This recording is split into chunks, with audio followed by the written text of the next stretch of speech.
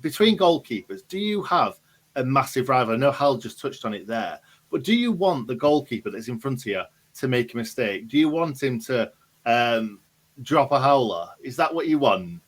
You want to win 4-3 if you're not playing.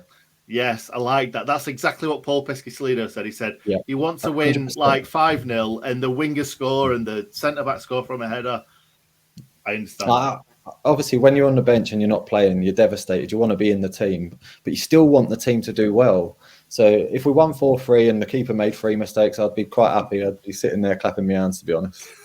Yeah, every goalkeeper, you get along really well because you're so close in training every day. You work solid for 2 hours every day with the other goalkeepers. So you've got a great relationship and a great bit of like banter and camaraderie as well. Obviously, everyone talks about the goalkeepers union.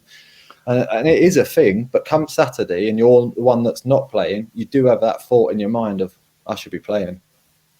Yeah, that's another question that you've just touched on that I was going to ask later about the goalkeepers union. Is this a universal thing where, like, if you're watching, say, David De Gea in the net and he's made a howler, are you going to stick up for him, do you reckon? Yeah, definitely. I did co-commentary on a youth cup game last night, and the goalkeeper came for a cross, missed it, and I stuck up for him. And I was like, oh, so poor of me, really. I should slate him. I was like, I can't do it. We're all in this together.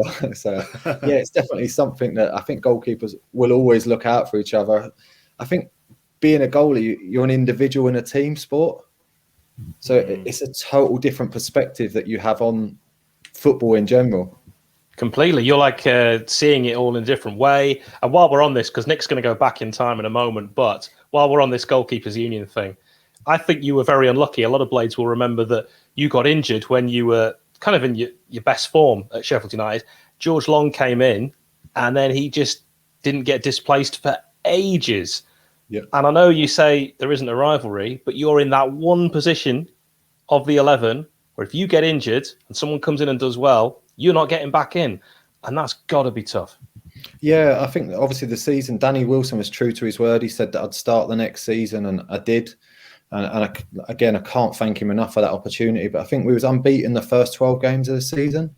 I think I'd kept something like 6 clean sheets in that run.